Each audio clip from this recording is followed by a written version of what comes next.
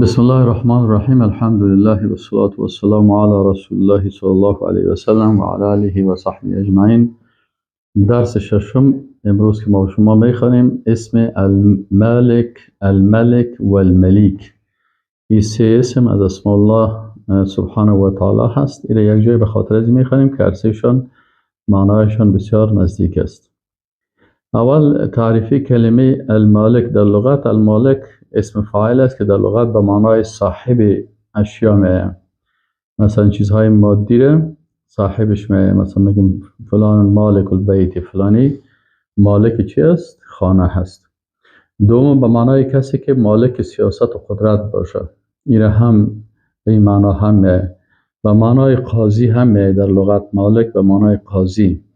و چهارم به معنای صاحب قدرت و تصرف هم میه. این معنای لغوی اسم مالک است. لکن اسم مالک الله سبحانه و تعالی در اسماء و صفات الله سبحانه و تعالی این چه قسم تعریف میشه؟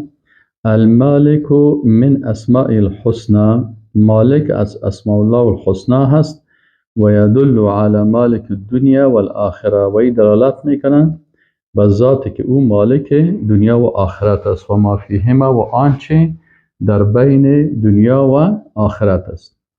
والمتصرف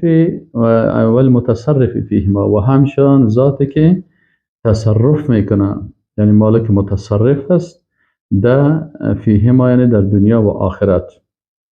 و مالک الحکم والقضاء و دیگر ذاتی که مالک حکم و قضاوت است. و علی من یحب المالکیت لمن یشاء و همچنان دلالت میکنه به ذاتی که به هر کسی که خواسته باشه مالکیت میده. در این تعریف چندین نقطه ذکر شده که هر کدام از را باید بفهمیم. اول المالک از اسماء الله الحسنى هست و این نام در قرآن عظیم شان چند مرتبه به شکل مضاف ذکر شده، لکن به شکل منفردانه که بدون اضافت در حدیث در آیات نامده، در احادیث آمده. مثلا امام مسلم رحمه الله روایت میکنه که عن ابی هریره عن النبی صلی الله علیه و سلم، میگه ابو هریره رضی الله عنه روایت میکنه از نبی صلی الله علیه و سلم قال، میگه رسول الله صلی الله علیه و سلم فرمود ان اخنع اسم عند الله، یعنی زشترین نام به نزد الله، رجل نام شخص است که تسمى ملک الاملاک، ای خدا ملک الاملاک نامیده، یا مثلا پادشاه پادشاهان، یا مثلا بعضی ها شاهنشاه میگن، شاهان شاه. و ابن ابی شیبه در روایت زیاد میکنه، میگه لا مالک الا الله عز وجل، مالک نیست مگر الله سبحانه و تعالی. اینجا کلمه مالک اینجا ذکر شده هست. متوجه هستید؟ خواه دوم امی اسم مالک الله سبحانه و تعالی که است، این میگه یا و یدل علی مالک دنیا، میگه دلالت میکنه به ذاتی که او مالک دنیا هست. الله سبحانه و تعالی میگه اهم یقسمون رحمت ربک نحن قسمنا بینهم معیشتهم فی الحیات الدنیا، یعنی الله میگه که این معیشت از اینا زندگی دنیا را ما برشان تقسیم کردیم. پس مالک دنیا الله هست و برای هر کس در دنیا چیزی را که خلق کرده و داده هست الله هست. علامه ثعلبی رحمه الله میگه الله مالک الطیر و الدواب و الوحش و کل شی. میگه الله سبحانه تعالی مالک طیر، پرنده ها الله هست مالکش، مالک دواب اینمی حیوانات و الوحش و حیوانات وحشی و کل شی، مالک همه اینا الله هست. پس الله سبحانه تعالی مالک دنیا هست. امام طبری رحمه الله میگه که فإن الله جل ذکره قد اخبر عباده في الآیه التي قبل قول مالک یوم الدین، میگه الله سبحانه تعالی در آیت قبلی پیش از مالک یوم الدین چه قسم گفته؟ که الله سبحانه تعالی رب العالمین الرحمن الرحیم است، یعنی مالک جمیع العالمین، یعنی الله سبحانه و تعالی مالک تمامی عالمیان است و سیدهم و مصلحهم و ناظر الیهم، این کلش الله سبحانه و تعالی هست. علامه عبدالمجید زندانی چی میگه؟ میگه الذی یملک جمیع السلطات و الصلاحیات فی السماوات و الارض، یعنی الله ذاتی هست که مالک تمام صلاحیت ها و سلطه‌ها و قدرت‌ها در چی هست؟ مالک همه از در آسمان‌ها و زمین الله هست. سوم نقطه که گفته بود والآخره و ما فیهما، دیگه آخرت و ما فیهما یعنی دلالت به ذات میکنه که مالک آخرت هم هست. یعنی مالک دلالت میکرد اول به چی؟ اول از اسماء الله الحسنا بود. دوم دلالت میکنه به ذاتی که مالک دنیا هست و سوم دلالت میکنه به ذاتی که او مالک آخرت است. در آیت شریف میگه که الله سبحانه و تعالی میگه مالک یوم الدین. علامه ثعلبی رحمه الله چی میگن؟ میگه و انما خص یوم الدین، میگه اینجا تخصیص آمد به چی؟ به یوم الدین به کونه مالک له، به که الله مالک است، لان الاملاک فی ذلک اليوم زائله، به خاطر اینکه تمام مالکیت ها در روز قیامت از بین میره. هیچ کس در روز قیامت مالک هیچ چیز نمی باشه. حتی انسان که مثلا خانه داره، ثروت داره، سرمایه داره، کلش با آمدن قیامت کلش از بین میره دیگه. انسان اونجا هیچ چیز نداره. یگانه مالکی که همه چیز به نزد او هست الله سبحانه و تعالی هست. فینفرد تعالی بذلک، الله منفرد است در آنجا. علامه طبری میگه والذی یقدر علی نفعکم فی الدنیا و علی ضرکم فیها و عنده مرجعکم الیه بعد مماتکم، یعنی الله سبحانه و تعالی قادر است به نفع شما در دنیا و به ضرر رساندن بر شما و همچنان وقتی که به او رجوع میکنین بعد از مرگتان فانکم الیه ترجعون.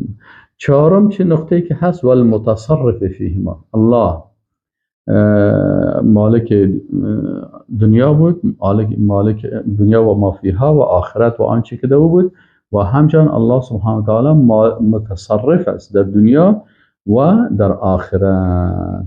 قل اللهم مالک الملک، بگوی یا الله ای مالک الملک. علامه ابن کثیر رحمه الله چی میگه؟ و انه مالک الملک المتصرف، میگه الله سبحانه و تعالی مالک الملک است. چی معنی؟ یعنی المتصرف فیه، یعنی ذات هست که در این کائنات چی در دنیا هست چی در آخرت مالک متصرف است. یقلب لیله و نهاره، در دنیا مثلا شب و روز الله تغییر میده، متصرف در آسمان ها، متصرف در زمین، در کل از کی است؟ الله سبحانه و تعالی است. این قسم باید انسان عقیده داشته باشه. اگر یک کسی میگه مثلا فلانی نفر میتونه در فلانی زمین در فلانی جای تصرف داشته باشه، این تصرف میده، این البته شریک کردن از مخلوق است در این صفت الله سبحانه و تعالی. انسان باید بفهمه که مالک متصرف همه. الم تعلم ان الله له ملک السماوات والارض و ما لكم من دون الله من ولی ولا نصیر. البقره آیه 107. پس میگه شما نمیفهمید که الله خاص بر از او هست مالکیت آسمان ها و زمین، متوجه هستین؟ و ما لكم من دونه من ولی ولا نصیر. علامه الجزائری چی میگه؟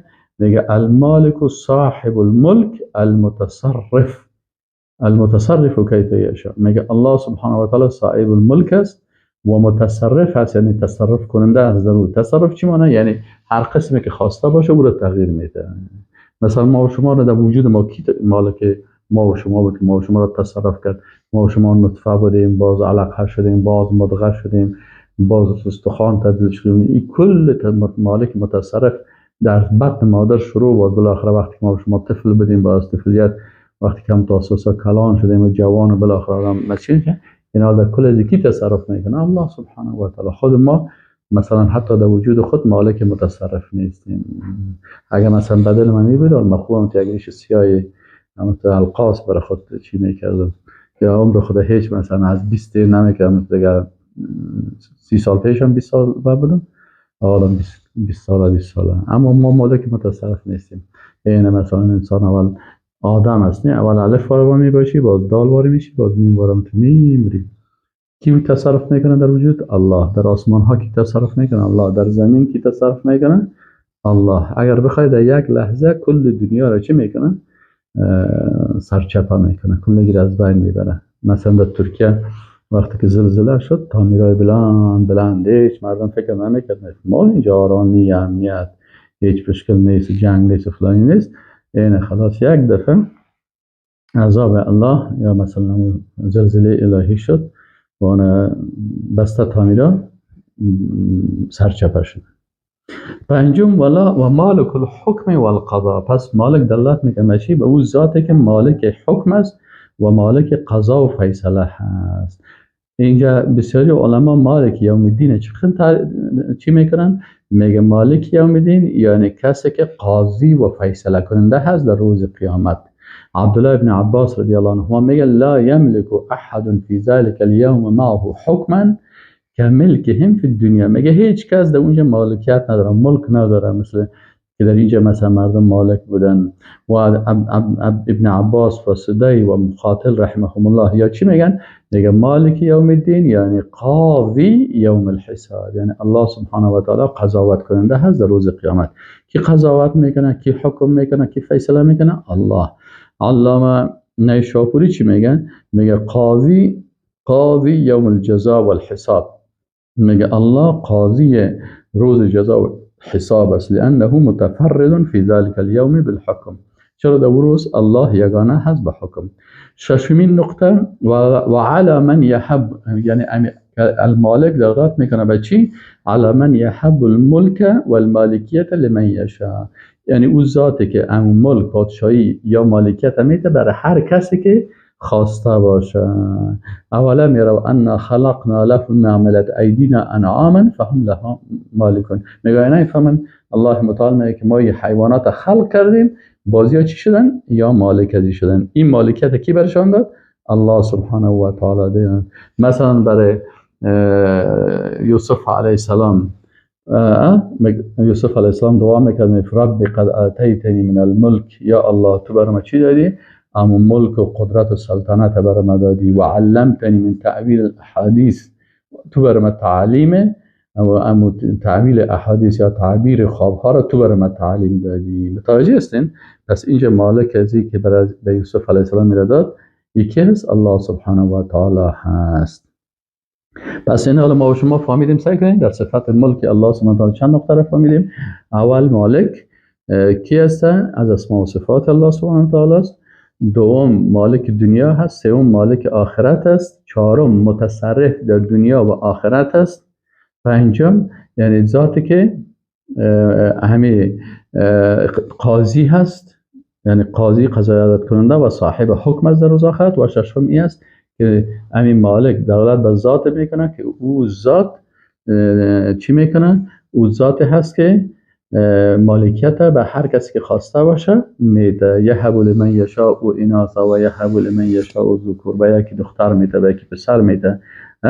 اینی هست است الملک و المالک و الملک و ملیک. پس مالک ما و شما فهمیدیم که مالک چند صفت،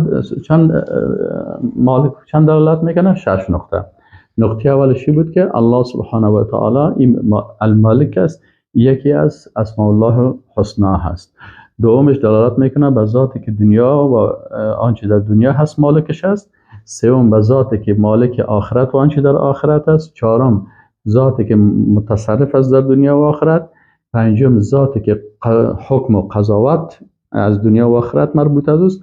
و ششم ذاتی که برای هر کس مالکیت را که خواسته باشه میته. این مالک هست.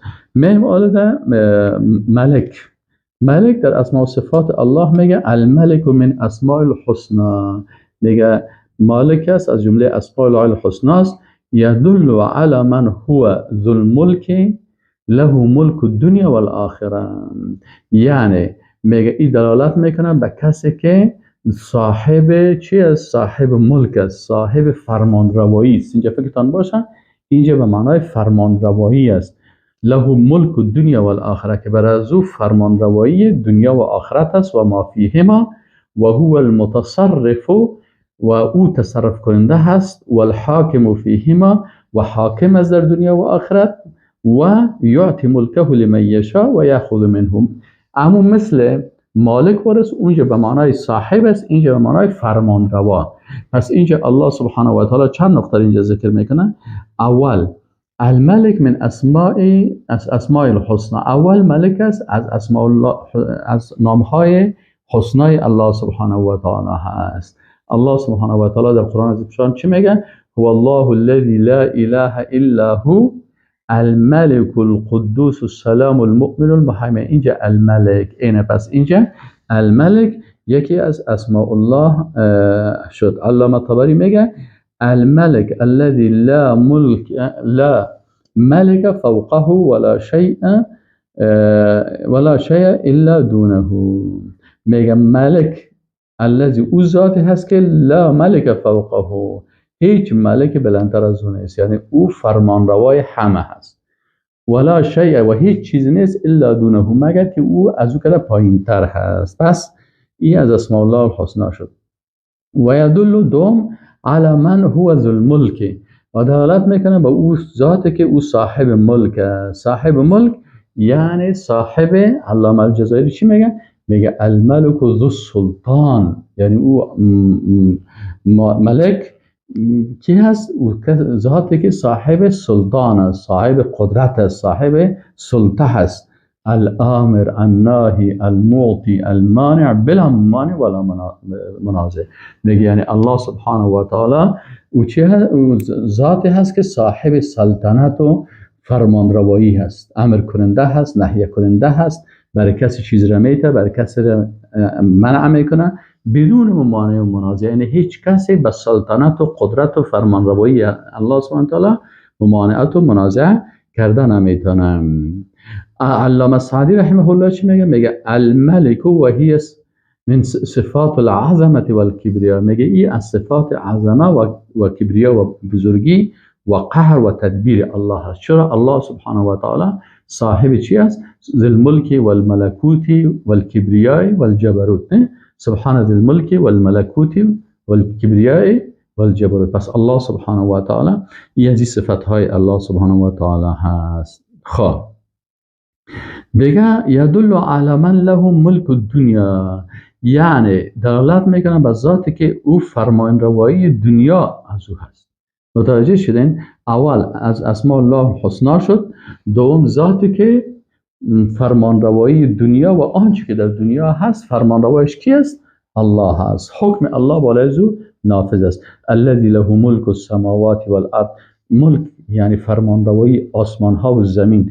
در آسمان هر چیزی که الله میخواد، اذا اراد شیئا ان یقول له کن فیکون. حالا مثلا آفتاب کی دیگه چند از امیل پرسان بکنی عمر آفتاب میگن میلیون ها سال است.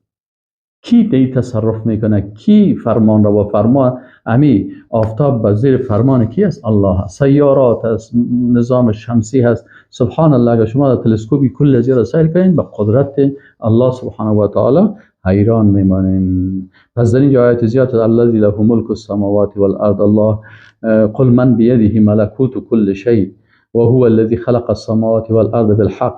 این میقسم زیاد است. علامه طبری میگه وله الملک. الملک ملک الدنیا والآخره، یعنی الله سبحانه و تعالی صاحب ملک و سلطنت است و سلطانهما لا لغیره. فاما ملوک الدنیا، میگه ملوک الدنیا چی است؟ فانما یملک احدهما شیئا دون شیء. مثلا فرمانروای دنیا که است، مثلا یک نفر در یک منطقه فرمانروایی داره، در منطقه دیگه نداره. مثلا برای او ملکش یا فرمانروایش مخصوص است در یک جای که خاص، اما ملک تام، فرمانروایی تام که در کل کائنات فرمانروایی میکنه، و الملک بالاطلاق، که او ملک با اطلاق میگه فرمان فلله الواحد القهار. این مخصوص الله هست که واحد قهار است. چهارم والآخره و ما فیهما، و دیگه الله سبحانه و تعالی فرمانروای آخرت است و آنچه در آخرت هست، تمام چیز، جنت، دوزخ، صراط، میزان، حساب، سر از یک حکم کی میشه؟ حکم الله سبحانه و تعالی. از این خاطر الله سبحانه و تعالی در روز قیامت سلام میکنه، میگه لمن الملک اليوم. امروز فرمانروایی از کی هست؟ تمام پادشاه ها و رئیس جمهورها و کسایی که هستن و خود فرمانروای حساب میگن، کل شما تو ساکت هستن، سرایشان خم از چیز گفتن نمیتونن، چون از همگی امو فرمان و قدرت از دستشان رفتن. باز خود الله سبحانه و تعالی به ذات به عظمت خود سلام میکنه که لله الواحد القهار. امروز حکم روایی که است در روز قیامت مخصوص کی است؟ لله، خاص برای الله هست که واحد قهار است. اینجا آیت زیاد است مالک یوم الدین و مثلا میگه دیگه. پنجم والمتصرف والحاکم فیهما. دیگه چی است که الله سبحانه و تعالی تصرف کننده و حکم کننده هست در این دنیا و آخرت. تبارک الذی بیده الملک و هو علی کل شیء قدیر. علامه طبری چی میگه؟ میگه بیده ملک الدنیا و الاخره و سلطانهما. ملک دنیا و آخرت و سلطنت و فرمان روای نافذ فیهما امر و قضا. او ذاتی که امرش و قضاوتش نافذ از زمین دنیا و چیز. آیت زیاد از چندین آیت دو و آیت سوم قسم آیت هستن. پنجم و یعطی ملکه لمن یشاء و یاخذ منه. الله سبحانه و تعالی ذات هست که امی فرمان روایی و قدرت برای بعضی ها میته و از بعضی ها میگیره. قل اللهم مالک الملک تؤتی الملک من تشاء. یا الله تو ذاتی هستی که میتی قدرت و همون فرمان روایی و حکم روایی من تشاء برای هر کسی بخوای و تنزع الملک من تشاء. از هر کسی که بخوای اون میگیری و تعز من تشاء و تذل من تشاء بیدی. بعضی عزت میتی بعضی ذلیل میسازی بیدی الخیر انک علی کل شیء قدیر. علامه طبری چی میگه؟ تؤتی الملک من تشاء فانه یعنی تؤتی الملک من تشاء فتملكه و تسلطه على من تشاء. یعنی چی معنی؟ یعنی برشان ملکیت میتی و او را سلطه میتی بالای هر کسی که خواسته باشیم. این شد اسم الملک الله سبحانه و تعالی. حالا میریم سر نام سوم المالک، الملک و الملیک. پس الملک ما شما گفتیم که الملک هم اول از اسماء الله الحسنا بود، دوم اسم بود که دلالت میکرد به ذاتی که او فرمانروایی دنیا و ما فیها را داره، سوم ذاتی که فرمانروایی آخرت و ما فیهما را داره، و چهارم ذاتی که اونم قضاوت و فیصله آخرت و دنیا و تصرف از او هست و ذاتی که متصرف هست هم در دنیا و هم در آخرت. و ششمین نقطه ذاتی که او بر هر کس خواسته باشه ملک میته و از هر کسی بخواه میگیره. و حالا میگیم سر ملیک. ملیک هم اسم من اسماء الحسنا. میگه سعی کنین ملیک چی میگه؟ میگه این نام است از اسماء الله الحسنا هست. خب خیلی چی است؟ میگه و یدل علی المالک و الملک. همون چیزایی را که مالک و ملک داشت و کل از اون همون 6 چیز ما دو گفتیم دی هم است. از اسماء الله الحسنا هست.